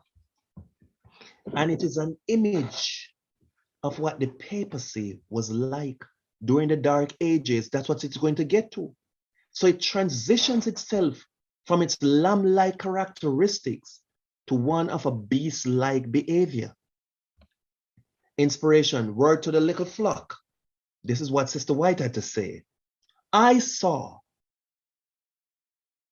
all that would not receive the mark of the beast and of his image in their foreheads or in their hands could not buy or sell. Revelation 13, verse 15 through to 17.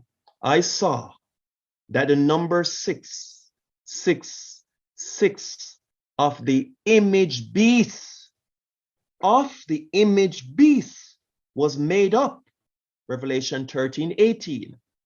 And that it was the beast that changed the Sabbath and the image beast that had followed on after and kept the Pope's and not God's Sabbath.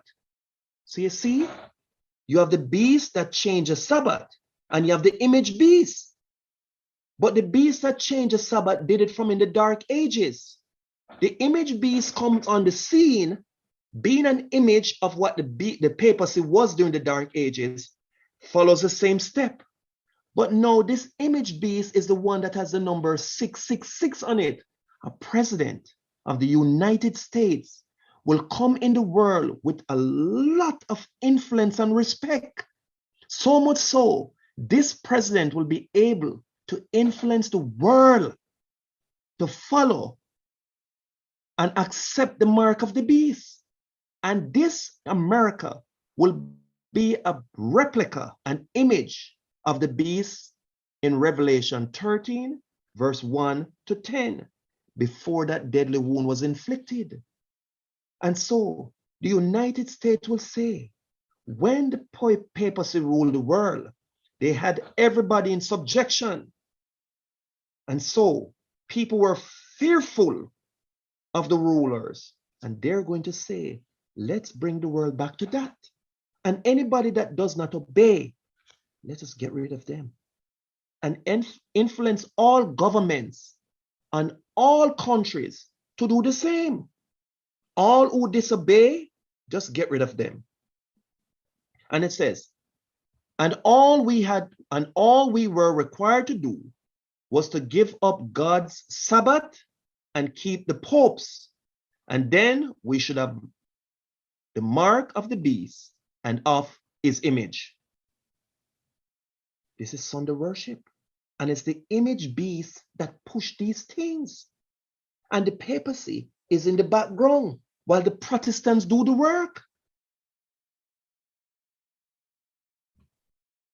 Having only 2 horns, not 10, the beast depicts a local, not a universal government. Nevertheless, it will influence all Christendom to make an image to the beast, which had wound by the sword and did live. That is, he will engineer a worldwide governmental setup enthroning the principles of church and state rule of ecclesiastical Rome. That is what the world is going to go back to. And inspiration says, this beast represents a man who stands at the head of a nation and whose influence goes far and wide among the kings of the earth. He is further identified by a number, the mystical number 600, 66, 666. The 2-horned beast. The Bible, we see, inspiration says, places the number 666 not on the first beast, the leopard-like, but on the second beast, the 2-horned beast. For the description of the first beast ends in Revelation 13:10. And the description of the 2-horned beast begins with Revelation 13:11 and ends with Revelation 13, verse 18.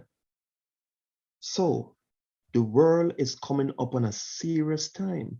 And inspiration says, Sister White in the book Maranatha, page 190, paragraph 5, when our nation, the United States, shall show adjure the principles of its government as to enact a Sunday law, Protestantism will in this act join hands with popery.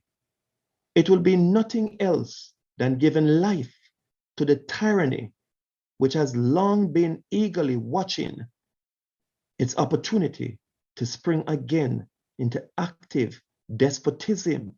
You have evil, evil, evil people waiting for this to happen, for the state and the church to come together and enact laws to destroy people they don't like. Through the 2 great errors, the immortality of the soul and Sunday sacredness, Satan will bring the people under his deceptions. While the former lays the foundation of spiritualism, the latter creates a bond of sympathy with Rome. The Protestants of the United States will be foremost in stretching their hands across the gulf to grasp the hands of spiritualism. They will reach over the abyss to clasp hands with the Roman power. And under the influence of this threefold union, it says they saw 3 unclean spirits, like frogs, come out of the mouth of the dragon. Spiritualism, Catholicism, and apostate Protestantism.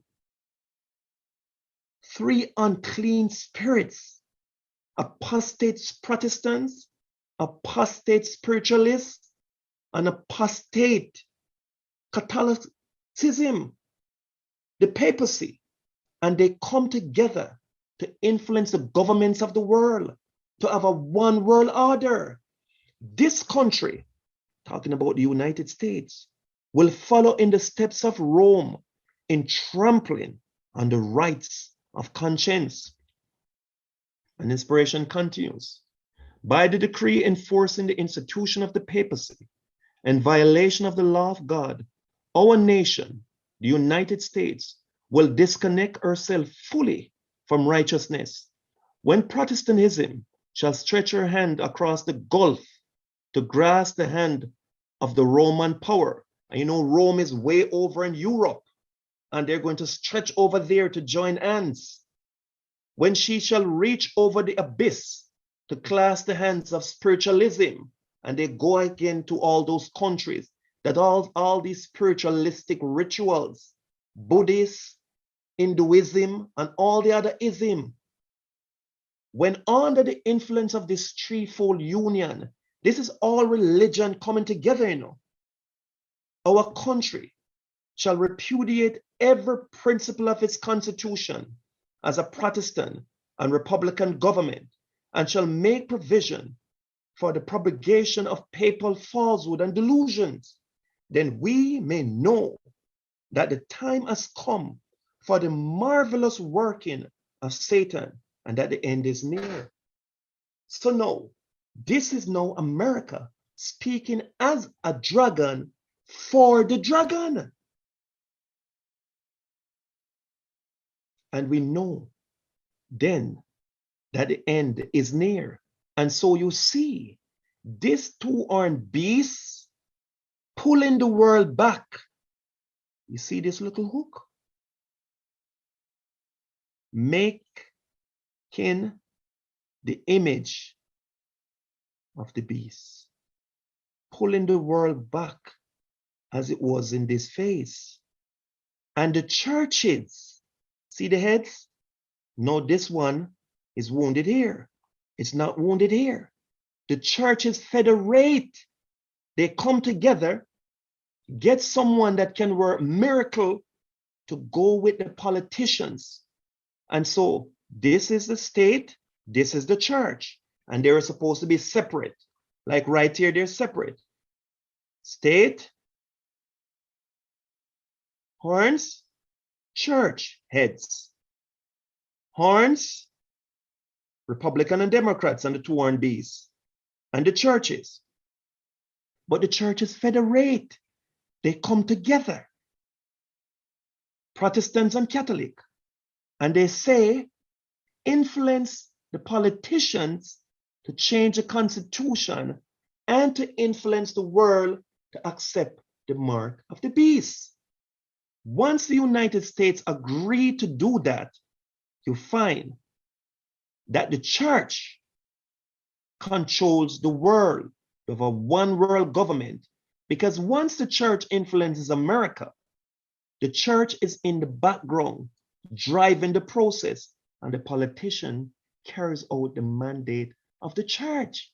And so here you see the woman federation of church and state, the image of the beast. This is when now, if any man does not obey, the church tells the world that they should be killed. And by this is the beast in Revelation 17. The entire world is corrupt, scarlet, blood. And the wine is bad doctrine, bad Protestantism, bad Catholicism, bad spiritualism. And they give the people in the world bad wine to drink. And it starts first in the churches. It starts in the churches. And from the churches, once the politicians are influenced, the church takes over the world, influence the world to accept the mark of the beast. So first, We see the woman here sitting upon the waters. People, and that's what Revelation 17 verse 15 says it means. She sits upon the waters, influence people, the mass of the people. And from there, the woman sits on the heads, and nobody sits on three objects at the same time. We can't sit three places at the same time. So it shows you that the woman influenced the world or the waters. She influences the churches, the heads, and she influenced the world to accept the mark of the beast. So it shows you that the church will be influential in working with the politicians to introduce dogmas upon the world. And then all hell will break loose upon those who decides that they're not bowing. I hope we're clear. I hope we are clear. And he caused all, both small and great, rich and poor, free and bond, to receive a mark in their right hand or in their foreheads, and that no man might buy or sell, save or except he that had the mark or the name of the beast or the number of his name. So we have a line drawn in the sand, and it's a warfare between the righteous and the unrighteous. And the unrighteous are saying to the righteous, if you do not bow, you cannot buy or sell. But the righteous will say, we will not bow. And it's better that we die death before dishonor. And that day is very, very close. And so we are going to close right here for time's sake.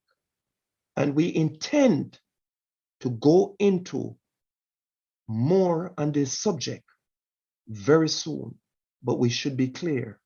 Let us pray.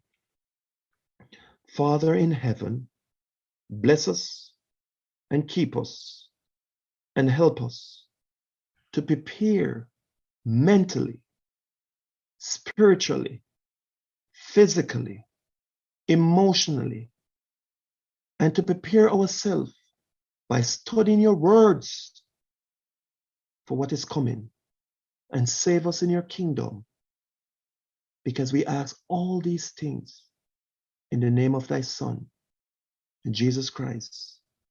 Amen.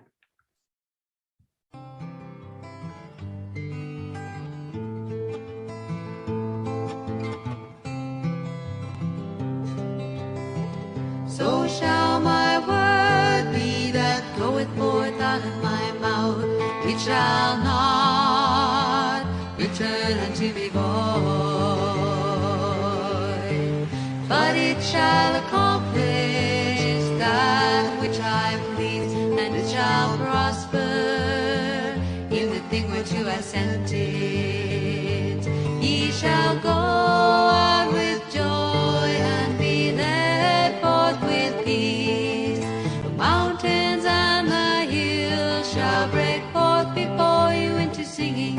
All the trees of the field shall clap